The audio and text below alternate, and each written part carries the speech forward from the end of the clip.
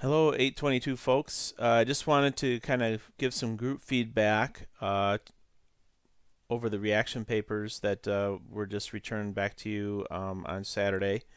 Uh, First, there was a little variation on being concise.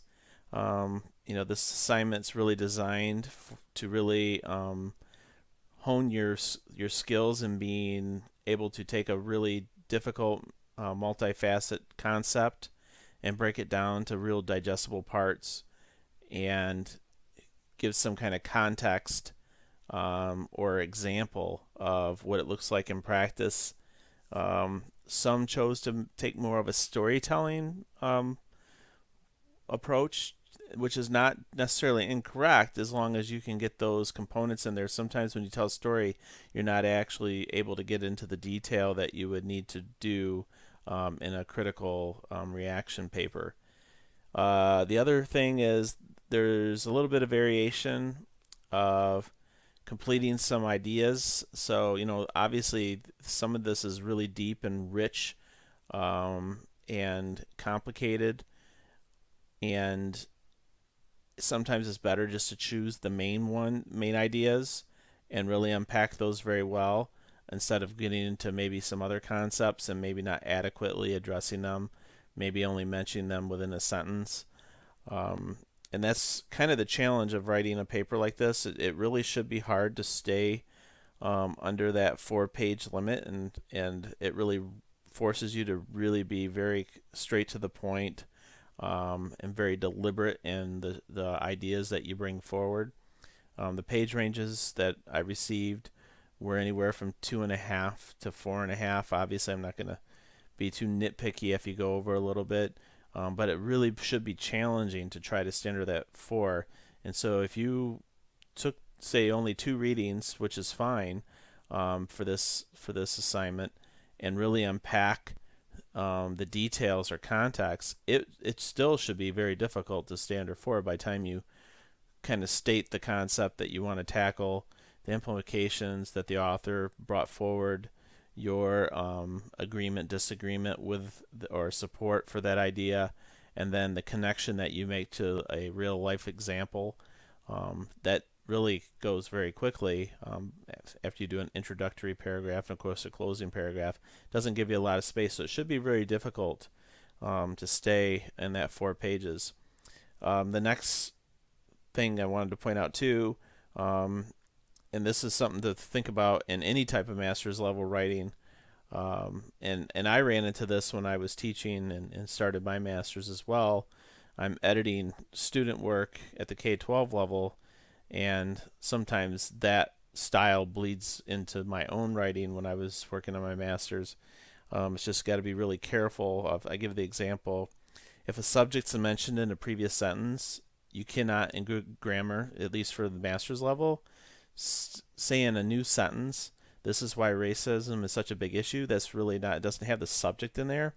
Now, this response I have as examples kind of thick, but I just wanted to show that you really have, if you say this is why racism is such a big issue, you have to restate what was that big issue you're referring to, or that this means. What is this? So in my example, I have oppression through subversive policies that sort students into special education programs without involving or educating parents regarding their rights is a big issue in the over-identification of African American males in special education. Now that's a lot thicker, but I just happen to be something I've written about in the past, and if I wanted to raise that's a big issue after I've kind of given the background, I really need to restate that again and define what this is. But anyways, like I said, the papers were mostly really good. Most of the grades I think people will be pleased with. There was nobody that's, I mean, really low. I mean, everybody has an opportunity to still do very well in the class, just the first assignment. But moving forward, if you take the feedback that I provided, you should be fine on the next paper. The module 2, just kind of point out, we're transitioning to the big ideas of racism, oppression, the critical race theory concepts, and now we're going into more into school specific setting issues. A lot of the readings here are going to be focused on schooling instead of the bigger societal impacts. And so, as we get into that, there's some broad driving questions. Why is oppression described as being systematic? And really think about that in the school context. What are the similarities and different types of oppression have in common? What is more powerful to talk about systemic oppression rather than personal prejudice? And how have you been an actor in systemic white supremacy or other types of oppression? And what types of privilege have you personally partaken in? And these are always kind of hard because you really have to kind of unpack the different situations that you've been into, and some of them are going to be very like prevalent. Like I totally recall when this happened, but some of it might be very nuanced, and maybe when you're reading some of these articles, maybe something will click where you've encountered this in some way. And keep in mind that so much of this happens unconsciously or even subvertively. It's not as overt. It's harder to notice. What this does, though, is it helps us understand and maybe strategize how could we support students, how could we support young adults in navigating through these systems, because we alone are not going to be able to change these systems per se. Obviously, we'll do our best that we can, but for instance, if we know a student has an inkling to want to go to college but don't feel like they can pay for it, what can we do to support them to understand the federal system of grants and different financial aid opportunities to navigate that system? Or if we feel like a parent feels really disengaged, to step back and say, are they disengaged or do they have a fear of school? Maybe they themselves had a bad experience, or maybe they're afraid that they're going to be judged. There's all these different layers, and so we think about what could we do possibly to make that not a barrier for parents.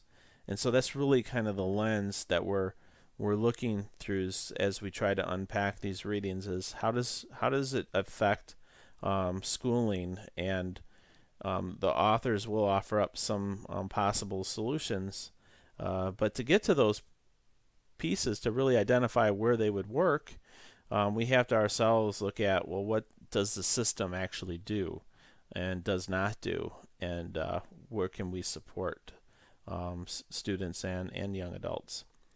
Again, if you have any questions, don't hesitate to contact me.